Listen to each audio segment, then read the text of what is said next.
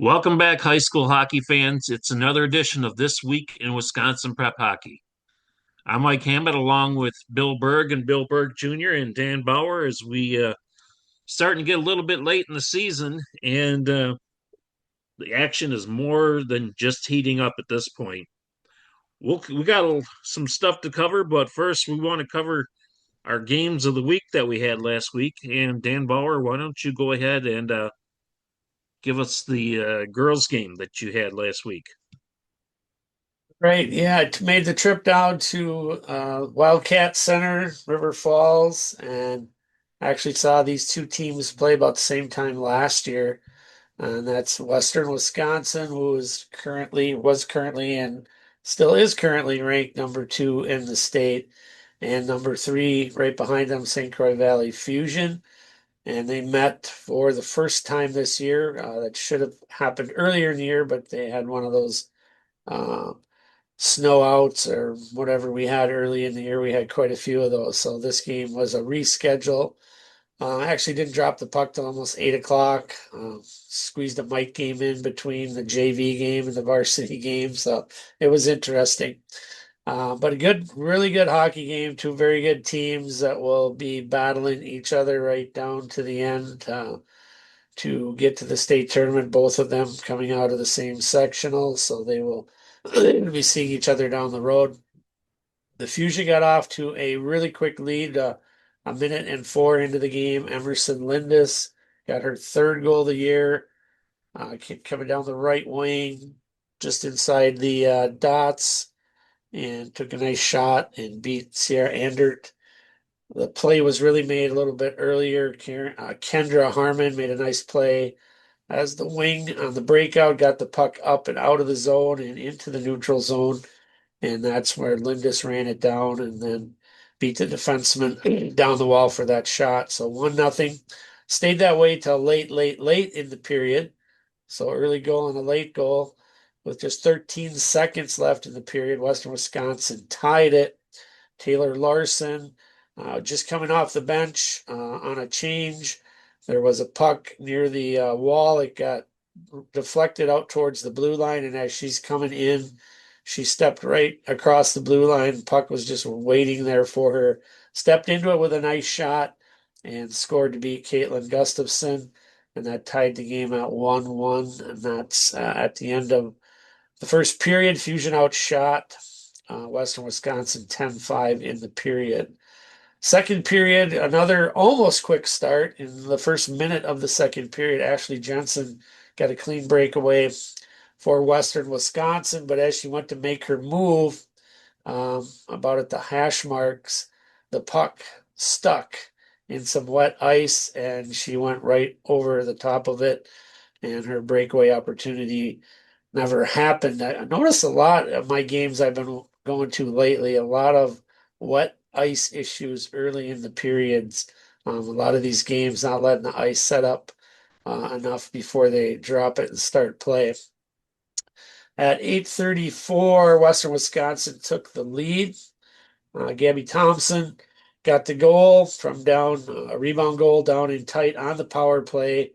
Annika Alinsky, who has an absolute rocket of a wrist shot that I'm very familiar with because she played for me with Selects, but her shot from the point got through, rebound, and then Thompson put the rebound away, and Western took a 2-1 lead. About 4 minutes later, they took a 3-1 lead and almost a carbon copy goal. Larson scored her second goal of the game, her fifth of the season. Almost the exact same thing. This one, instead of just walking into the shot, she picked this one up just outside the blue line, crossed the blue line, again, took a shot through some traffic and found the back of the net. And it was 3-1 Western heading into the third period. So there was only one goal scored in the third period, but there was a lot of action in the period. Probably started fairly late in the period, probably 10 minutes in, when a fan in the stands made a too many men on the ice call for the officials. He screamed it so loud, the officials had not seen it, and all of a sudden you could see them counting, and then they called it, and so that put got a penalty there on Western. A good 2-on-1 opportunity for the Fusion right off of that, and Chloe Juleson made a great back check, caught the player, the second player on the 2-on-1, and they never got a shot off. A really high effort play by her to prevent a really good scoring chance. A little bit later in the period, Western took two more penalties back to back. And on the second penalty that they took, it was 3:27 to play, and Matt Cranston took his timeout.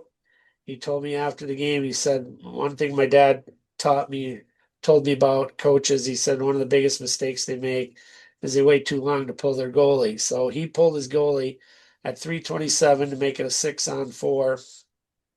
And within 15 seconds after the face-off, they'd taken that timeout. At 15 seconds after the face-off, there was a clear by Western, and Ashley Jensen, just an absolute, again, great high effort play, ran the puck down. There's an empty net, and she got tripped along the wall. She hadn't quite got to the puck yet, but got knocked down and tripped just because of her effort. So the 6-on-4 disappeared. There was a penalty on the Fusion. So the goalie went back in, and they're back to playing 4-on-4. So that was a huge momentum killer. I mean, the Fusion was lined up, took their time out. They got their 6-on-4 ready to go. And then everything changed in that moment just by a great play by Jensen. Fusion got a goal at 14:28, which still felt like plenty of time. Lily Middle got her 10th of the year. Seemed like plenty of time for them to still get back. They did pull their goalie again, but didn't really get any really good looks after that. And Western Wisconsin escaped with a 3-2 victory. Again, like I said, a very well played game by both teams. Um, just quickly before I saw two other games, I just want to touch on those quick. I watched Black River Falls and Superior play on Friday night in Black River. And Black River, one of the stingiest teams of the year in the state when it comes to giving up shots on goal, allowed 40 um, 5 shots, which is a high of the year for them. Lexi Moore had 41 saves for them. They hung on to beat Superior 5-4, and really a fun game, back and forth game. Piper Matheson had a goal and 2 assists for Black River. Addie Benson, who is really a handful, one of the best forwards out there for on the girls' side, had 2 goals for Superior. But in the end, Black River was able to hang on to a 5-4 win. Superior's power play scored once. It's only the second goal that Black River's given up on the penalty kill all year. Superior's power play currently is at 47%, which is pretty unheard of. Great puck movement by that group. And before I lose my voice, on Tuesday, I saw East Merrill score 5 goals in the third period to beat Marshfield 6-3. I haven't seen anything like that for a while. Marshfield had 2-1 after 2 periods. Jackson Pierce had a hat trick and an assist for East Merrill. Connor Zadorek had 2 big assists, really nice plays, and Eric Grunwald had 2 goals and assist. And their goaltender, Tony Strickland, his first year he's played goalie full time, had 23 saves. And all 4 of those guys I just mentioned all come to my summer camp. So it was really fun for me to go watch them play and see their success. So yeah, it was a fun week, but a busy week, and 3 great games.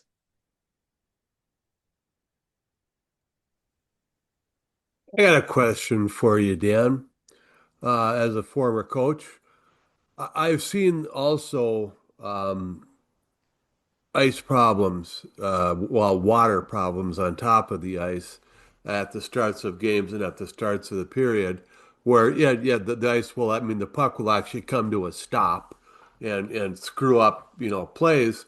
Who has the ultimate decision on when to start a period if there's standing water? Is it the coaches? Is it the referee? Hopefully, it's not the rink manager.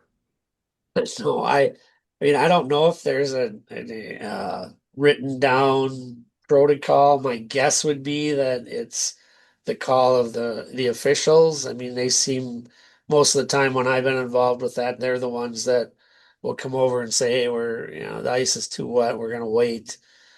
So yeah, I mean, as the host coach, I've never had an official come over to me and ask me whether we should play or not. So I think it's pretty much, I would say it's 100% in their hands and their call. Yeah, I think it's the officials because, like, very rarely are game officials, whether they're on ice or off ice officials, interested in the opinion of the coach. That's true. Before the game, they're okay, but once the puck drops, it changes. Not for all of them. Once puck drops, it's a whole different story. All right, Dan. Good job on those. You're right. You had a very busy week. I had the boys' game of the week. The top two teams in the Big Eight Conference, Verona, traveling over to Sun Prairie to take on the Cardinals. Sun Prairie trying to avenge an early season loss to Verona. And I can tell you, Sun Prairie Ice Arena was pretty full that night. In that game, Sun Prairie took a 2-0 lead into the first intermission. Goals from Brady Pruitt, who scored on a 2-on-1 with one of his line mates. They hit the blue line, and one of them was able to draw the defenseman away enough to pass it over to the other forward, which was Pruitt. Pruitt goes in, he shoots, he scores 1-0 Sun Prairie at the 13-13 mark of the first period. Sun Prairie comes back with 8:50 left in the period, and they got a goal on a puck just bouncing around in front. Uh, just bouncing around. Finally, it was tipped in by Joey Tamboli. And both those goals, by the way, were even strength goals. Verona didn't play a very good first period, but they were only down 2-0 after one. Shots were 8-6 Sun Prairie. Now, second period, Verona came out and they scored 3 goals, and they did it in a hurry. With four at the 4:57 mark, Verona scored an even strength goal from Andrew Martin. He was out near the blue line, let a wrister fly, and it went through traffic and it found its way into the net. So was then a 2-1 game.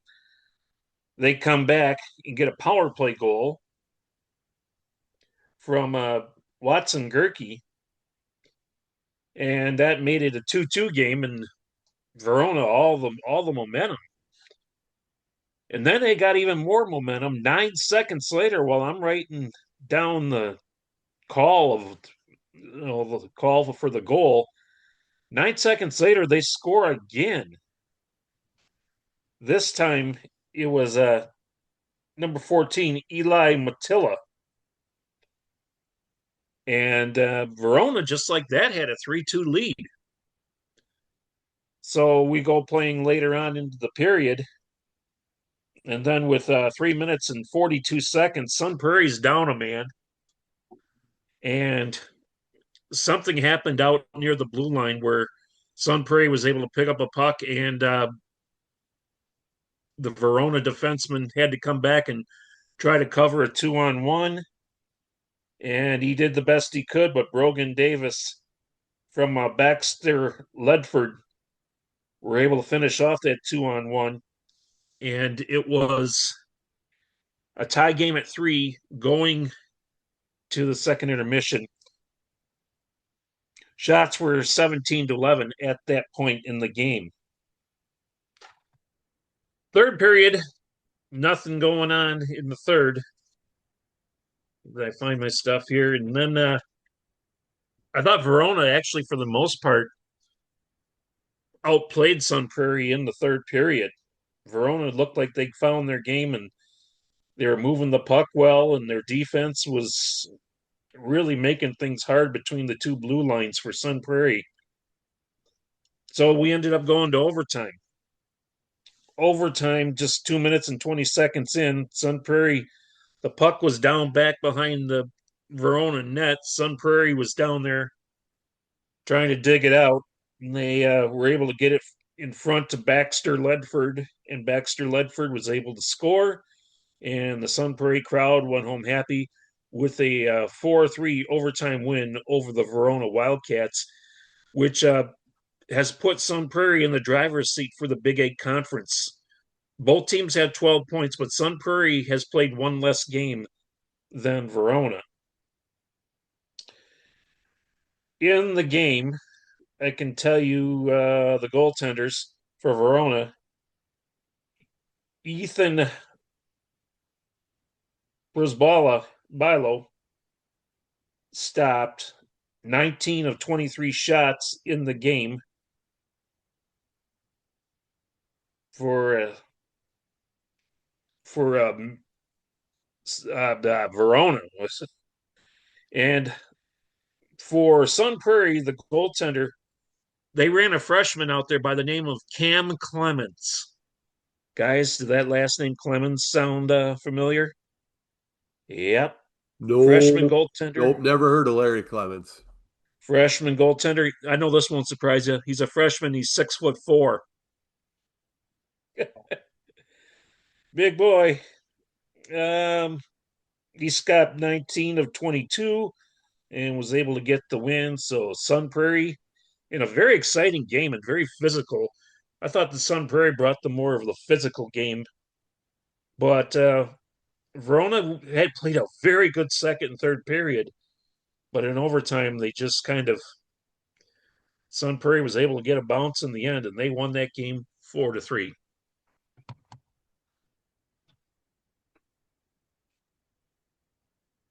Big crowd there though, very big crowd. It was a very entertaining game. Well, we got our games of the week out of the way. Let's go to our players of the week. And Bergler, you have our quench players of the week. I do, MJ. Thank you. Um, our girls' quench hydration player of the week is a defenseman. We don't often get defensemen or defenders as player of the week, but Ava McDonald, a defender, senior defender from the Bay Area Ice Bears. On Thursday, she had a goal in a 5-0 winning over USM, and on Saturday, she had a goal and two assists in the 3-1 win over Lakeshore. So contributing on the offense as well as probably playing sound defense. Ava McDonald for the Bay Area Ice Bears is our quench hydration girls player of the week. On the boys' side, we have a goalie from the Lakeland Thunderbirds, Cam Bernard, a senior goaltender, had three shutouts on the week. On Monday, he had 13 saves in a 5-0 win over Medford. On Thursday, he had 25 saves in a 10-0 win over Rhinelander. And on Saturday, he had 30 saves in a 4-0 win over Wapaka. So facing a total of, I don't know, 60 some saves. We have Cam Bernard, our senior goaltender from Lakeland Thunderbirds, is our quench. Boys player of the week, quench, better for you, hydration. 68 saves. Pardon me? 68 saves. I said 60 something. Yep. 68 saves, no goals against. That's a pretty good week. Yeah, I'd say so. All right. Um, if I remember correctly off the top of my head, since I changed screens here, it is time for our top sixes of the week. And Bill Yes, Jr., sir. you tabulate all that stuff and you do a fine job. You want to go ahead and spill it out there. You Who's have in the no top idea six? whether or not I do a fine job of I tabulating. I I could mess it trust up every week. I trust you. Our whip coaches top six presented by Quench. Division One, Hudson was number one last week. This week they're unanimous number one. Spash is still second. Wausau West is still third. Madison Edgewood moves up one spot to fourth. University School moves up one spot to fifth. And Neenah drops two spots to sixth. Also receiving votes this week, Notre Dame Academy, fresh off their 7-4 win over Neenah. Same list of teams as it was last week, just in a slightly different order this week. Yeah, it's going to be hard to get Hudson out of that number one spot. Unless somebody in the Big Rivers Conference beats them, I don't think they play another Wisconsin team until late in the year, I think they play Superior and then Notre Dame late.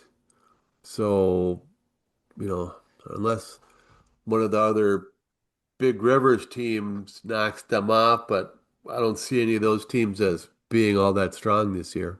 They already played Superior, but they play Notre Dame February 7th. Otherwise, the rest of the Wisconsin portion of their schedule is all Big Rivers teams. River Falls, Menominee, Chippewa Falls, Eau Claire Memorial, River Falls again, New Richmond, and Rice Lake.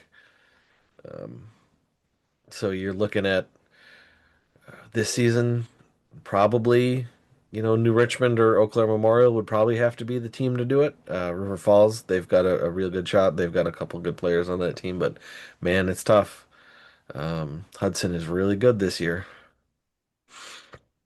There's three pretty big games this week in Division One. Tuesday, Neenah plays Fox Cities. Fox Cities is 16-1, I think, and haven't got much respect, um, based on their schedule. And so this is a really big opportunity for them to make their statement tomorrow night. I think that's at the Champions Center. Thursday, of course, Spash and West will tangle for the second time at Marathon Park, and then Neenah plays Spash on Friday. So big week for Neenah, who's been scuffling a little bit here lately, but big chance for them this week to get themselves back in the top handful there. And then Fox Cities, after they play Neenah on Tuesday, they also play Kenosha, who's really having a pretty good year. And they play Brookfield next week. So they have probably the toughest little stretch of their schedule right now. So yeah, we'll see. And yeah, Notre Dame, I don't know. I mean, you look at that 11-2 West score, but earlier in the season they played and they lost to them 5-4. So maybe that was just one of those nights. They did beat Neenah, like you said, and then they lost 3-2 to USM, but they outshot them 40-24. So maybe Notre Dame is waking up a little bit. Maybe they're going to peak at the right time. So be interesting. Last couple of years, they've done it that way, where they've kind of gotten off to a slow start, and by the end of the season, there they are, at the state tournament. So I guess you don't really count them out because they'll surprise you. Well, And and then I believe their conference tournament is this weekend, the Fox River Classic for for Notre Dame. And they'll have to play the Bay Area Storm and De Pere. De Pere's having a really nice season. Yeah, that's another team that's, probably again based on their schedule, maybe more than anything, don't get, enough looks at the really top tier of teams. But yeah, they're like 14-3-1. Um, and another team that's, having a pretty nice year that I just sort of came across this week is on Alaska Lacrosse. They're 12-2, so also a pretty decent year. Yeah, And Onalaska Lacrosse actually got a vote in the Division Two rankings. Unfortunately for them, they are very squarely a Division One team. no, that's not going to work. So, and I think Edgewood too is another team that maybe just, I don't know, maybe people are taking them for granted. They are defending champs. They've won 8 straight. Their only loss is to West. And that was a pretty close game. I think West had to score like 3 or 4 goals the third period to beat them.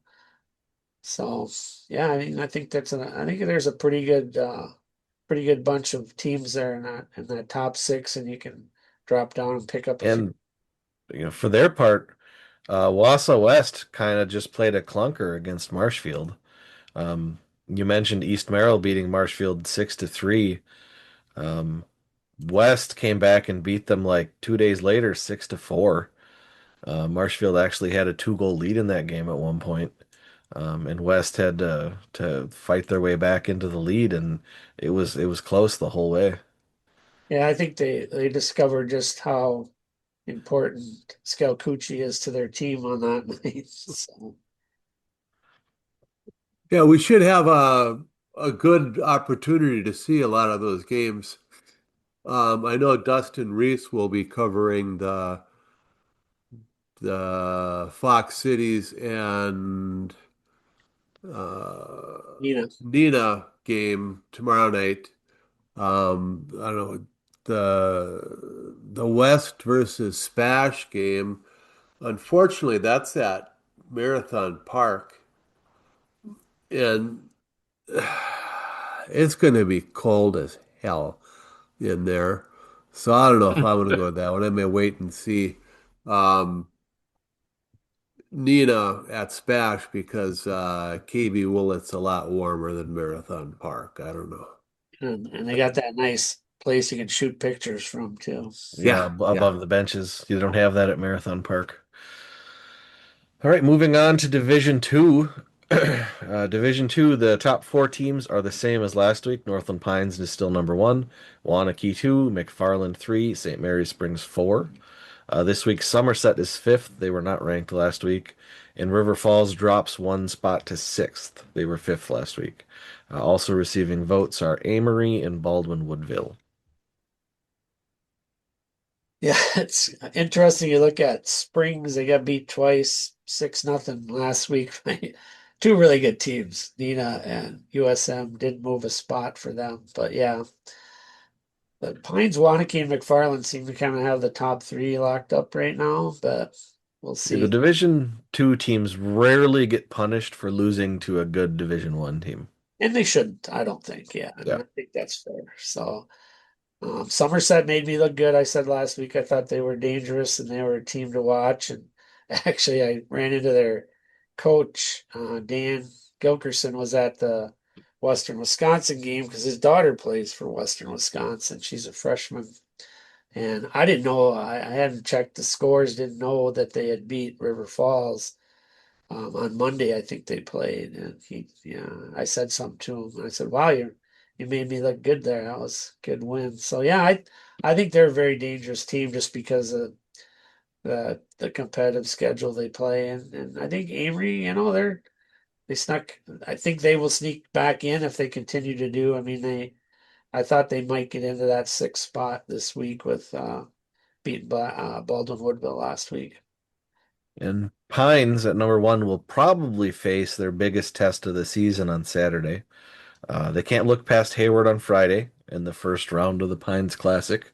And obviously Pines will have, or USM will have to beat Mosinee on Friday, but right now, if things go as people expect, it'll be Pines versus University School on Saturday for the championship of the Pines Classic, and that'll be, Division Two number one versus Division One number five.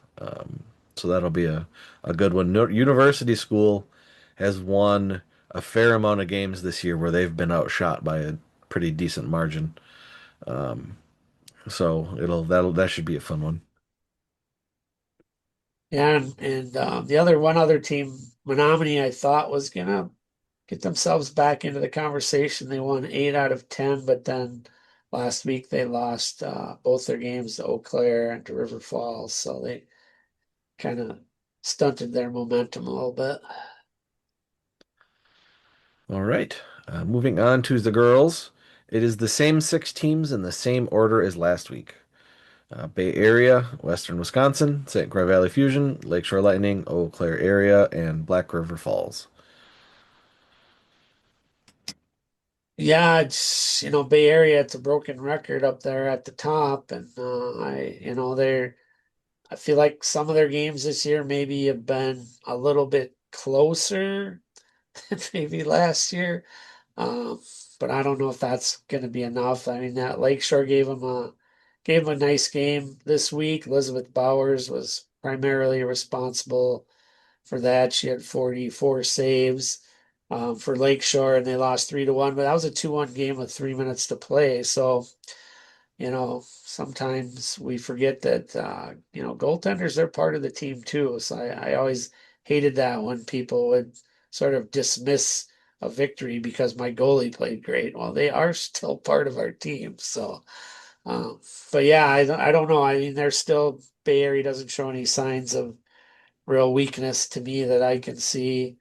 Um, Western and Wisconsin Infusion, they play again on Tuesday, so we'll see what happens there. But they're two pretty evenly matched teams.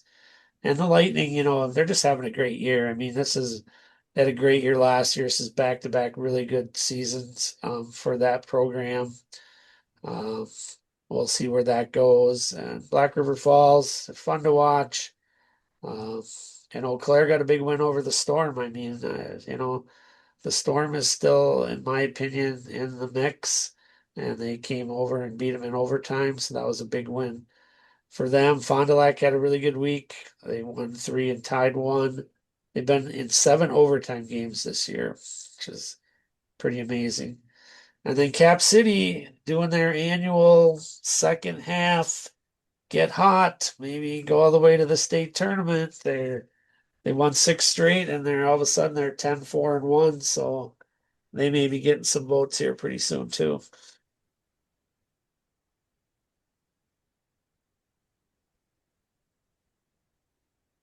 All right.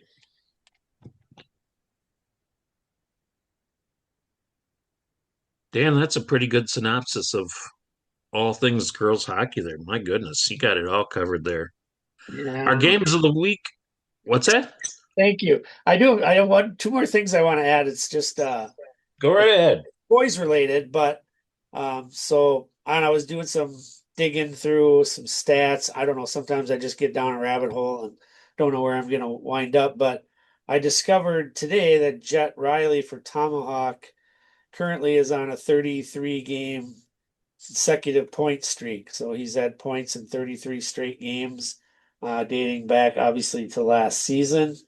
And then this one is equally impressive as far as I'm concerned. Owen Porter for Edgewood has scored in every game this year except one, but he has scored two or more goals in every game this year except one. And he's currently scored 13 straight games. He has 6 2-goal games, 5 hat tricks, 2 4-goal games, and 1 7-goal game. So two pretty The impressive runs by those two gentlemen. he was our Owen Porter was our player of the week of holiday tournaments. So I think it was a 2 week stretch actually. 12-22 to 1-4. He's been nominated each of the weeks after that by somebody who was not his coach.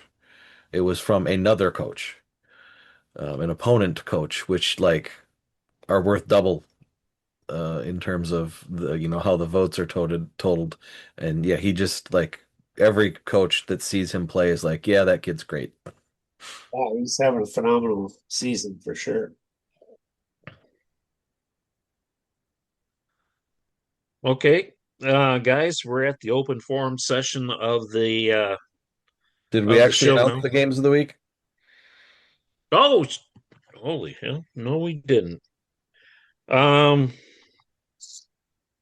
our games of the week this week. Dan, you are gonna go and watch Thursday Chippewa Falls McDonald take on Hudson Chippewa and Falls Menominee. Chippewa Falls Menominee. Actually, I think Okay, it's tomorrow night. It's Tuesday. It's Tuesday. Okay, gonna be too cold on Thursday to go anywhere, isn't it? okay, and then Saturday the Pines Classic Championship game, which we're probably figuring about who's going to be in that game, but you still got to play them. Well, yeah, we should mention that uh, we kind of circled this weekend back at the beginning of the year. This is the 30th edition of the Pines Classic. You know, there's always University School, Hayward, Mosinee, and Northland Pines. And the players all spend the weekend. They're all housed by uh, Eagle River hockey people. The parents probably stay in hotels, but it's been like that for 30 years. The players they come to this tournament. They stay in the families of the Eagle River Association, and I think that that's a tradition that goes way back beyond even the Pines Classic. I remember back in my I hearken back to my youth days in Superior. We always had a big Pee Wee Invitational, and every year we housed because we were hockey family, so every year we housed two players who were in the tournament. And a little trivia for you here: one year, I know the one kid's name was Blake because I never heard that name before, but he was from Fort William, and the other kid was from Port Arthur. Two separate teams that were playing in that tournament. Does anybody know what Fort William and Port Arthur are now? You got me on Yes, this one. they're Thunder Bay.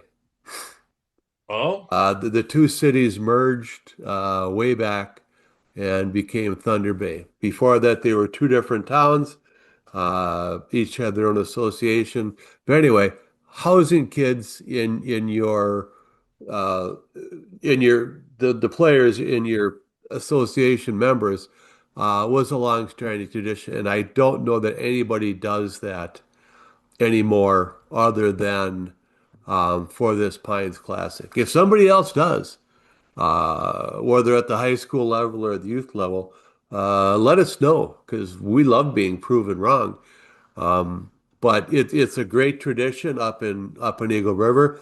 It's the 30th version of it, so we told them back in the fall that we would certainly come up there and cover it. Um, it's Saturday, and it is going to be so cold in that rink. Yes, I where love, where I love, I love the dome. It is not insulated. It is cold as hell. I'm just yeah, Um, wear your heavy wool socks, wear your biggest, heaviest boots, wear your insulated pants, wear your heated battery vest. well, Brett will be outside, out in the rink, standing in the corner above the glass taking pictures. I may be in the lobby watching the game through the glass.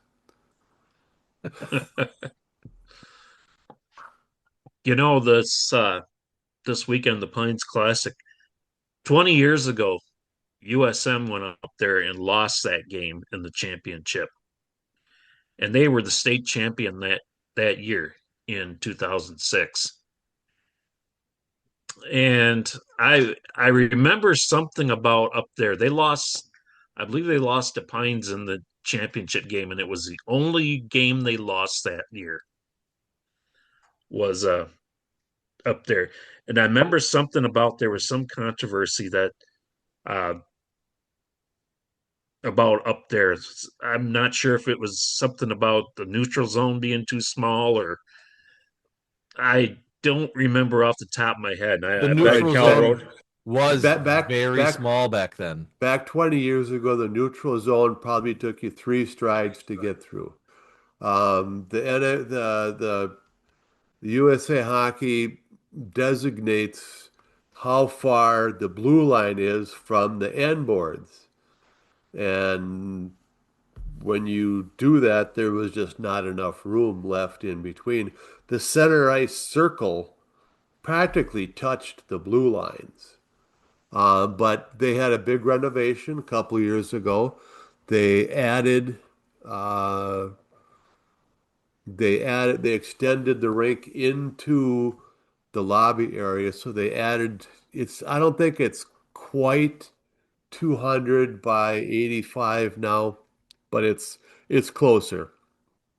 I always said that rink was a two-goal advantage for Northland Pines, whoever they were playing, because they knew the bounces, they knew the short neutral zone.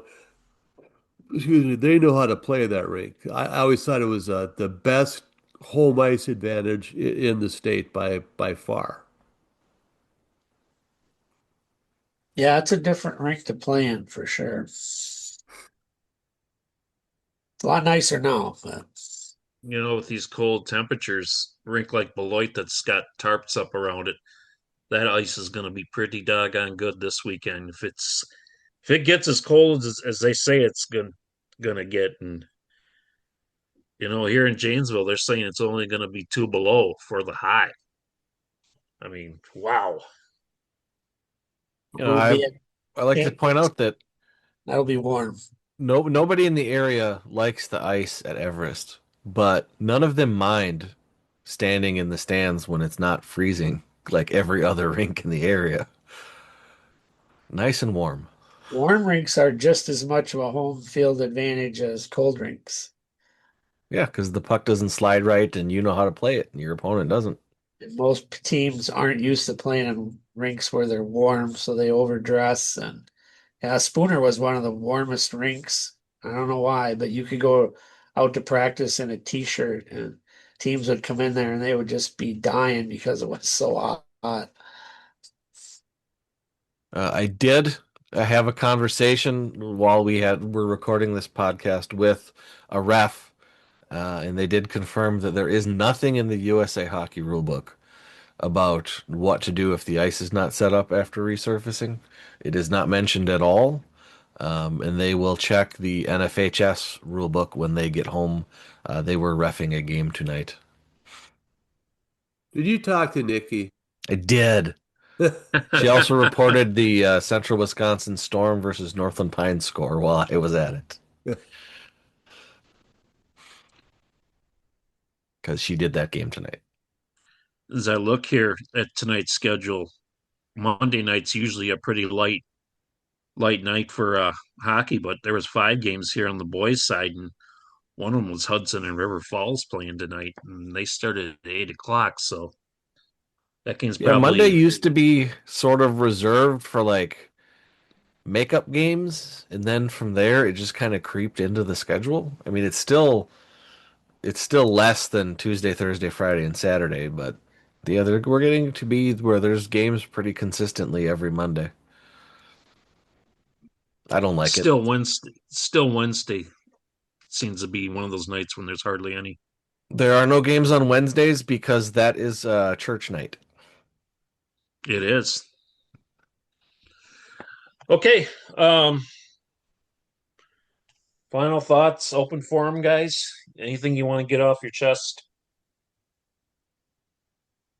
I have a good one. I just wanted to, I don't, if any coaches listen to this or not, I'm not sure, but the coaches that I've been dealing with this year on both sides, boys and girls, I've been really impressed with the amount of respect they seem to have for each other, and how open they've been to, you know, giving comments after the game and just it's been fun to see. I know when I first started coaching, I don't think I was the best when it came to that. I thought all the other coaches were my enemies and not sure I behaved as well as I should have, but I see such a great deal of respect. Just the two girls games I did with Western and the Fusion and just both teams after games, praising the other team and the other coaching staffs and same thing between Black River and Superior. A little bit different look than the immature antics of Matt LaFleur and Ben Johnson and how poor role models they are currently being in the coaching world. But yeah, I just wanted to shout out to the coaches. It's been it's been great, and I think that level of respect is just makes the games better, and it's been fun. I won't ask you if there was any coaches who you kind of butted heads with, Dan, because I'm sure there probably was maybe one or two, um, but that's like you said, that was in a different time. Yeah, it was. I mean, I think it was. I mean, I look at the way like my first looks at coaching and who you were looking at as coaches when you were growing up. It was like Vince Lombardi and Bobby Knight. I mean, these guys were not, you know, prim and proper. They were, pretty brash and so I mean that's kind of like at some point I think when I started my career, you kind of thought that's who you were supposed to be. They were dictators. Yeah, you're supposed to be, you don't want you don't want to be too close to your players, and it's just, it was a way different set of how you coached and what you were told than it is today. I mean, almost 180 degrees different than back then as compared to today. So, yeah, I mean, if I could go back and do it all over again, I certainly would do some things differently, but yeah, it's water under the bridge at this point. But it's just refreshing to see guys that are, just, calm and collected after games, whether they win or lose, and, are willing to talk to each other and to me or whoever. So I just when I watch LaFleur and Johnson, that just rubs me so wrong. I mean, these guys are professionals, and they can those handshakes are embarrassing. But And I mean, I would imagine sometimes though those handshakes that you go through in the handshake lines, Dan, that some of them they're saying, good game, but I'm sure they want to be saying something else. oh, I mean, when you think about it, it's, the game is over and whatever happens, and if it's an emotional big game, you lose your opportunity to go to state, or you lose that state, or whatever it might be. I mean, the emotion levels on both sides are just through the roof. I mean, one team is in elation and couldn't be happier, and the other team is just, upset, probably mad. And you have to, within like minutes, pull your emotions together and go shake hands with, the team you just went to battle with. And that's what always has impressed me about the NHL. And when I watch them at the end of the Stanley Cup series, when they shake hands, like how sincere they are and how much they, really appreciate each other and the battle that they go through. And that's always been very impressive to me. And um, the handshakes that high school kids do and youth hockey kids do, that's just for show. Like there's nothing there most of the time, and we just do it because that's what we're supposed to do. But hopefully the coaches at least exchange, cordial handshakes. But I've probably had a few of those that I probably weren't my best effort either. So You mean you mean those lines, handshake lines in the Stanley Cup playoffs that every time a guy gets to like Brad Marchand or Matthew Tkachuk, that when they're saying, good game, congratulations, or something like that, that's really not what they want to say to him. I don't know. I think it is what they want to say to them. I really do. I mean, Oh, I do. No, I think it's real. I don't know if you can pull it together that fast if it wasn't, but I mean, I'm sure there's still, animosity there because, yeah, I mean, you literally just got done. But I also think they have a high respect for the game. Maybe not all of them. It's like anything. Yeah, blanket statements are seldom correct. So, yeah, that's a good point. I see coming up in the next couple of weeks, we got Olympic hockey. Guys, you got any interest in the Olympics hockey this year?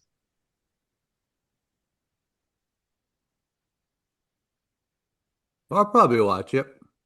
say the Olympic women's hockey tournament is generally my favorite Olympic event between either the Summer or Winter Olympics. Why is that?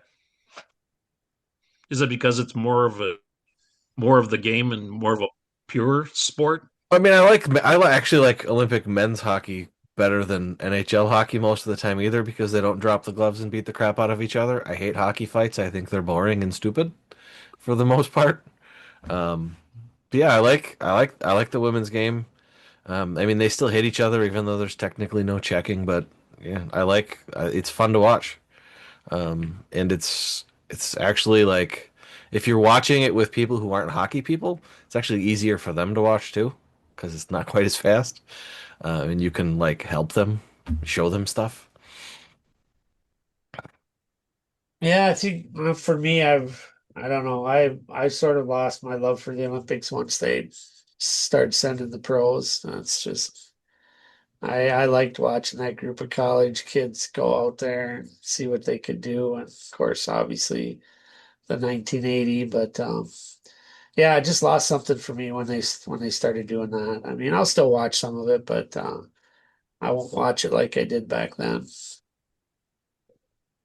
But you look at like last year when they did the Four Nations tournament. I mean, that that was pretty much the same thing, and it was just as just as contested. Yeah, that was I did like that. I thought that was fun. It's just something about the gold medal in the Olympics that maybe 1980 just spoiled that for me forever. But yeah, it just seems different for me now. Okay. Still not entirely convinced the building's going to be finished, but Yeah, there's that, but some of these guys that I'm sure a lot of these guys that aren't going to the Olympics, that's 2 weeks off and like the what 60% of the season behind you now, 70% of the season. That's a pretty good break for 2 weeks. I'm sure they love it. But you get the guys that want to go over and represent their country, which you understand, but But um, I mean, for like all the NHL players who aren't going to the Olympics, I mean, it's just like everything hurts. I get 2 weeks in the hot tub. Like or you go to I'm sure they're or you thrilled. or you can go to Costa Rica for a week. Yeah, exactly. You just, I I imagine football, I don't think it would work, but baseball, hockey, basketball, like all of those sports would be slightly improved if they all just took a 2 week break in the middle of the season. Oh, I agree. You've even seen baseball, with the All-Star break. I mean, you see that they used to be right back on the field on Thursdays. I mean, now they get that Thursday off and they're pushing it into Friday, which is pretty much what 4 days off. Yeah. I'm sure they'd like probably a few more, but that'll come in the next negotiation maybe, which could be a very, very, very long one. But let us not digress. Guys, you got anything else you want to hit on?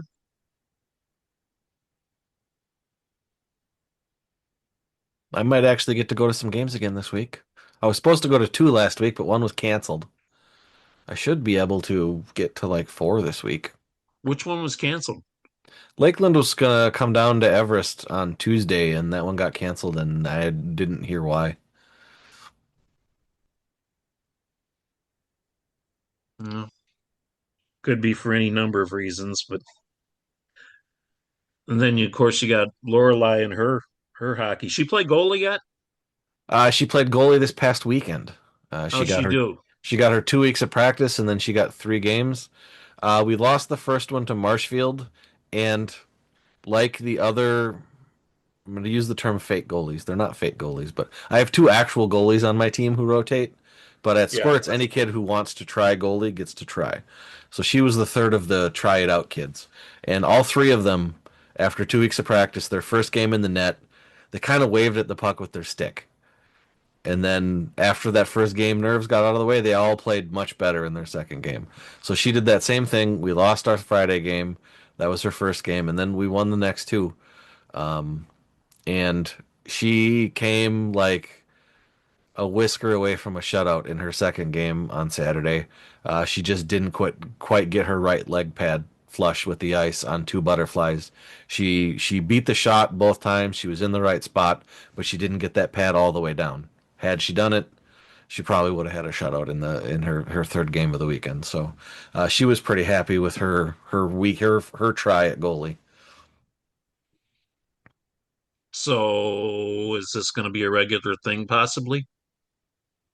She's talked about it. We'll have to talk about that, see what the off season looks like. If she wants to try out as a goalie next year, we're gonna have to get her at least one or two goalie camps. Cha-ching, cha-ching, cha-ching, cha-ching. My sister will buy her all the pads she needs. She spoils the hell out of that girl. All right, well, I'm out of stuff. Guys, how about you guys? That's all. I've been out of Okay. stuff for a while. Okay. Well, sorry. That's why I threw Lorelei out there. I thought, man, proud grandpa would want to talk about Lorelei. Well, I went to the Friday game, and then I went to the first Saturday game and actually took pictures. So I've got actual documentation of her uh, in the net. Yeah, that's something you'd never do in high school that our squirts did on Saturday. You know how you travel somewhere and you play two games? There's usually a Yeah. game between them. There was no game between our two games, and we were in Eau Claire. And the second game was supposed to start at 7:45. So the coach just asked, "Do you just want to play them back to back?" And I asked our family, the family of the parents of all my players, and they're like, "How about we take 20 minutes between games?" So we finished the first game. They flooded the ice. They put 10 minutes on the clock, and then we played the second one. Like two games back to back. You're not going to see that in a high school setting. No, Yeah, no, and not at all. we didn't get to see the second game because we had it all planned out that in between games we were going to my favorite restaurant, which You're, is Manny's in Eau Claire. yes, And sir. yeah, well, we moved the game up. Well, I'm sorry, we're going. Yes. So give grandpa a pass on that one. Yeah, I need my seafood fajitas. All the parents on my team were happy to get home an hour earlier than they would have otherwise. Can understand that. All right, guys. I don't know about you guys, but I got to be up at 4:30 in the morning. So, any final thoughts? No, that's it. We already said That's it. no. Okay, Dan. Nope, I'm good. Okay, for Bill Senior, Bill Junior, Mr. Dan Bauer, the coach. I'm Mike Hammett. Hope you enjoyed this broadcast, and we'll be back next week with This Week in Wisconsin Prep Hockey.